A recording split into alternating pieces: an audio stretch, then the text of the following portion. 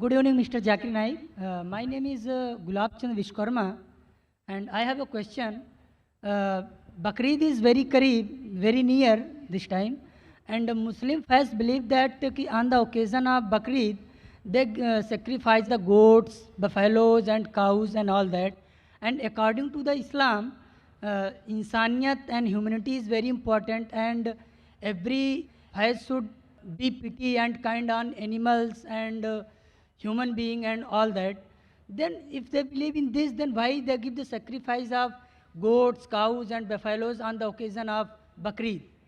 Whether they should do it, whether it is in favor of humanity or insaniyat. Brother asked a very good question, that why are we sacrificing goat on Bakrid? If it's not a Bakrid, can we sacrifice goat? No. Any animals, any No, animals. can we sacrifice goat if there's no Bakrid? They sacrifices, they kills. I'm asking you the question, that means if no Bakrid, if we sacrifice the animal, it is allowed? No. Generally, why do you? Other So our occasion direct also. question, why do you have non-veg? Correct? No, I'm not getting what you are saying. Your main question is, why do you have non-veg? Why do you have meat? Actually, I want to say on the occasion of Bakrid and other occasion as well. Oh, okay. Haan, I'll on the answer other both. occasion as well. On the occasion of Bakrid, Allah says in the Quran in Surah Hajj, chapter number 22, that the blood and the meat does not go to Allah, it is your piety which goes to Allah. So unlike other religions, in other religions when they sacrifice the goat and keep it in the altar in the name of deity. And who eats? God Almighty eats. In Islam, when we sacrifice, what do? 1/3 compulsory minimum we have to give to the poor people. 1/3 we have to give to the relatives and friends. 1/3 you can keep for yourself. So maximum you can keep is 1/3 for yourself. If you want to give full in charity also you can give. So when we are sacrificing, what are we doing? We are benefiting the humankind. We are giving them food to eat. Now giving food to eat is good or bad, brother? Giving food to the poor people to eat, is it good or bad? Good. In humanity, is it good or bad? Good. So therefore, Islam is a religion of humanity. Now you may ask the question, what about killing animals? It's good for humanity, but what about animals? In short, a Muslim can be a very good Muslim even by being a pure vegetarian. It's not compulsory in Islam that you should have non-veg, but since Almighty God has given us permission to have non-veg, why should we not have non-veg? Allah says in the Quran, in Surah Ma'idah, chapter number 5, verse number 1, eat of the four-footed animal which has been made lawful for you. Allah says in Surah Nahl, chapter number 16, verse number 5, that the cattle has been made for you, so that you benefit from them, and of the meat you can eat. The same message repeated in Surah Mu'minun, chapter number 23, verse number 21, that in the cattle is an instructive sign. From the belly you drink milk, and of the meat you eat. So since Almighty God has given us permission, why should we not have it? Now coming to the logical aspect, today science tells us that in non-veg food, in flesh food, it is rich in vitamins, and it is only food which has got complete protein. Our human body, there are total 23 amino acids required by the human body, out of which 8 are not synthesized in the body. It has to be given from the external diet. There is no vegetarian food which gives you all the 8 amino acids. It is the flesh food, the non-veg food, which gives you all the 8 amino acids. Furthermore, if you analyze the set of teeth of the herbivorous animal, cow, goat, sheep, they have got flat set of teeth. They only have vegetables. They can't have flesh. If we analyze the set of teeth of the carnivorous animal, tiger, leopard, lion, they have got pointed set of teeth.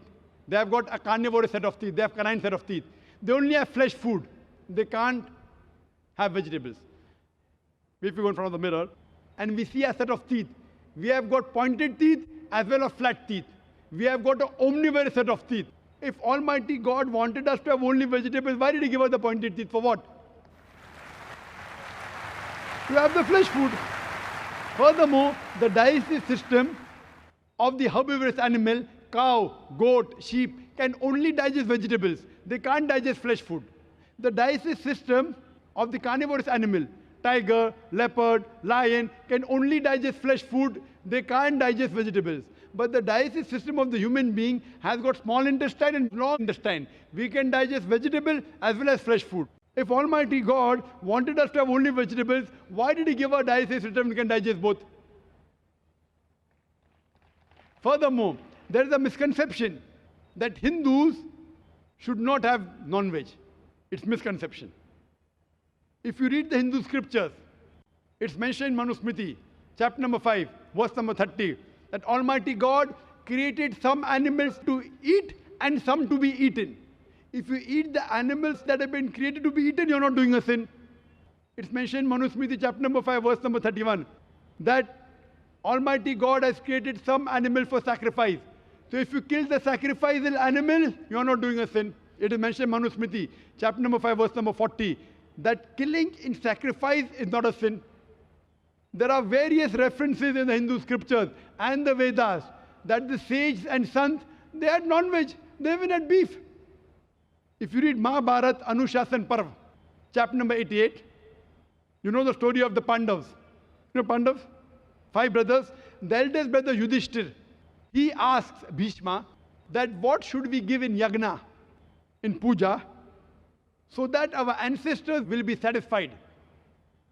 So Bhishma replies that if you give herbs and shrubs and vegetables, our ancestors will be satisfied for 1 month. If you give fish, for 2 months. If you give meat, for 3 months. If you give hare, rabbit, for 4 months. If you give goat, for 5 months. If you give bacon, for 6 months. If you give birds, for 7 months. If you give deer, 8 months. And the menu continues. If you give buffalo, for 11 months. If you give cow, our ancestors will be satisfied for 1 full year.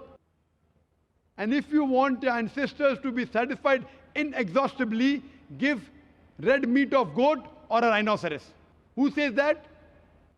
Bhishma to Yudhishthir. The full menu is there. Vegetables, fish, rabbit, goat, everything is there. Buffalo, cow. So even in Hindu scriptures, eating non-veg is permitted.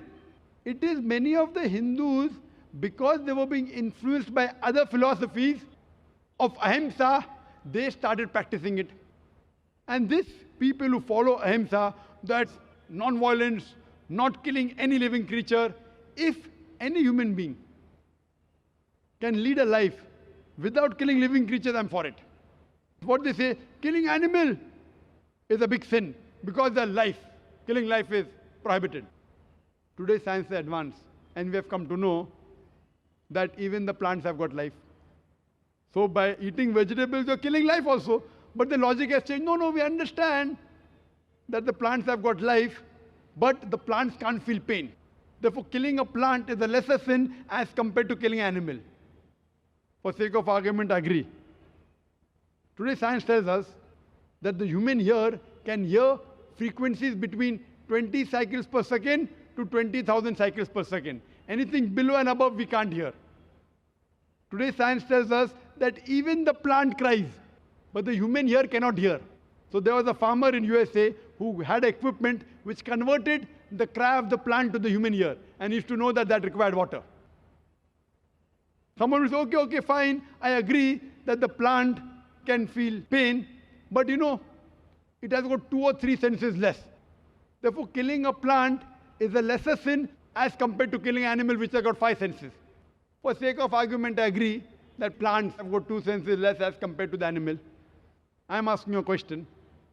That suppose your brother, God forbid, if he is born deaf and dumb, and when he grows up, someone comes and kills him. So will you go and tell the judge, me Lord, give the murderer less punishment because my brother, he was deaf and dumb? Will you say that? You will tell the judge, give him a bigger punishment. My brother was masoom. He could not hear, he could not speak. So in Islam, it does not work like that. 2 senses more, 2 senses less. Allah says in the Quran in Surah Baqarah chapter 2 verse number 168, eat of the good things we have provided for you. What is good, what is tayyib you can have.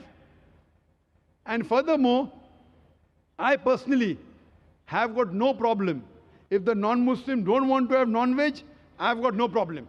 Personally. Only when they tell me it's a sin or you tell me it's against humanity, I give the reply. Personally, if the non-Muslims continue having vegetarians, good for me. If all the non-Muslims start having non-veg, then the price of mutton and beef will go high. Personally, I've got no problem.